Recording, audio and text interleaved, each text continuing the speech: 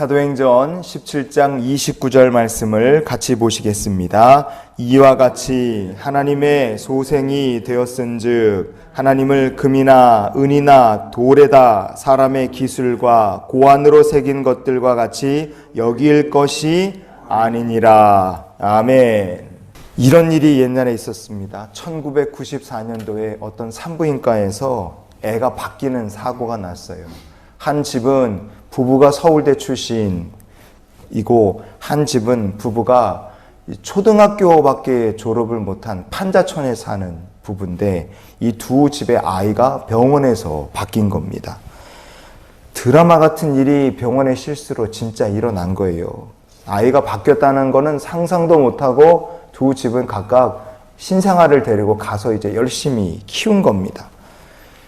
서울대 출신 김씨 부부는 둘 다 부부가 서울대 출신이고 아이를 위해서도 최선을 다해서 뒷바라지를 하고 공부를 시킨 거예요. 그런데 이상하게도 그 아이만 공부를 유달리 못하는 겁니다.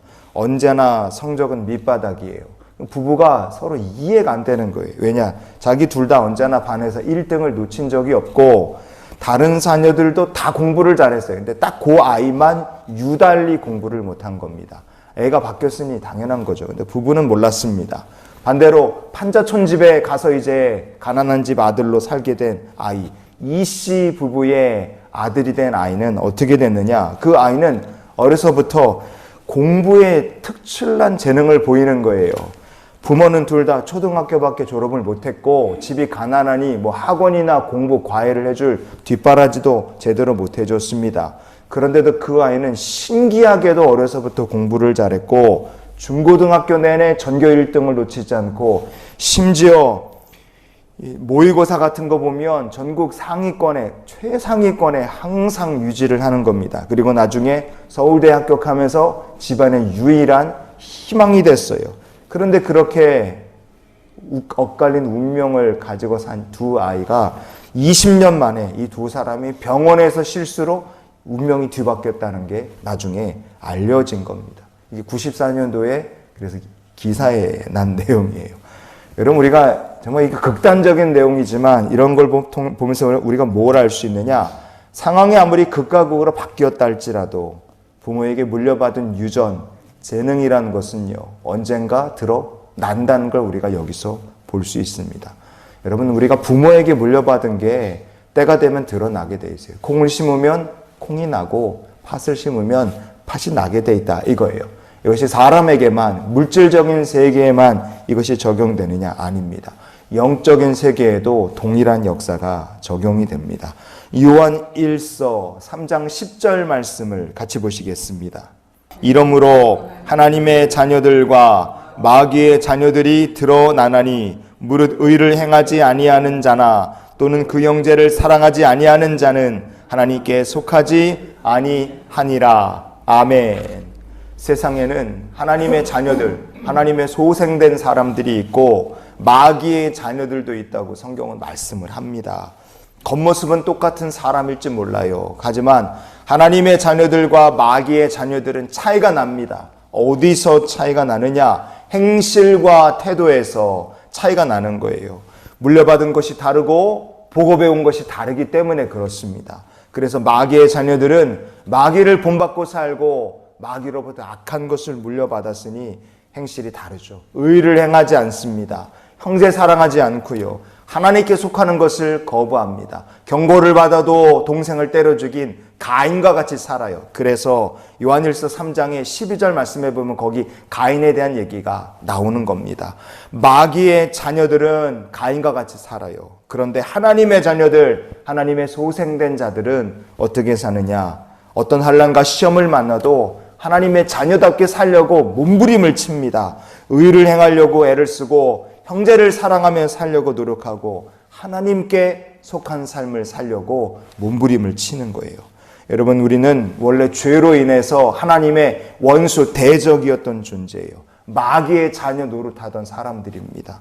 그러나 우리가 예수 그리스도를 구주로 영접할 때 우리 안에 변화, 놀라운 변화가 일어납니다. 새 사람이 되는 변화가 나타나는 거예요. 그래서 하나님께서 성령을 부으시면서 영적 DNA를 완전히 바꿔 놓으신 겁니다. 진짜 하나님의 자녀가 되게 하신 거예요. 그래서 성경은 고린도후서 5장 17절에 유명한 말씀 있지 않습니까? 새로운 피조물이라 이전 것은 지나갔으니 보라 새 것이 되었도다. 성경은 선포합니다. 우리의 이전 것은 다 지나가 버렸고 하나님께서 저와 여러분을 새 것으로, 새 사람으로 만들어 버리셨어요. 새로운 DNA를 갖다가 부으신 겁니다.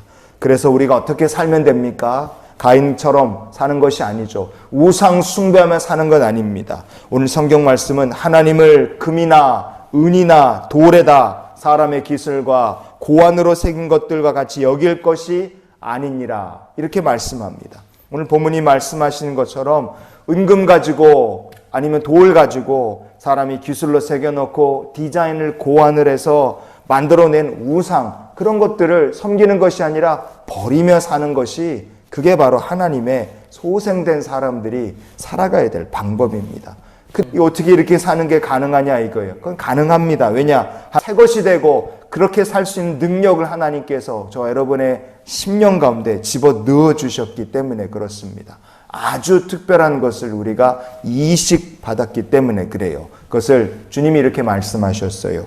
요한복음 1장의 12절 말씀을 같이 보시겠습니다. 영접하는 자, 곧 그 이름을 믿는 자들에게는 하나님의 자녀가 되는 권세를 주셨으니 아멘. 여기서 우리가 눈여겨볼 것이 권세라는 말입니다. 이 권세라고 번역이 된 헬라어 본문이 에조시안이라는 말이에요. 헬라어로 에조시안, 이게 authority, 권세라는 뜻도 있습니다. 그러나 이 말에는 능력이라는 뜻도 있고요. 재능이라는 뜻도 있습니다. 하나님의 자녀가 되는 능력을 주셨다.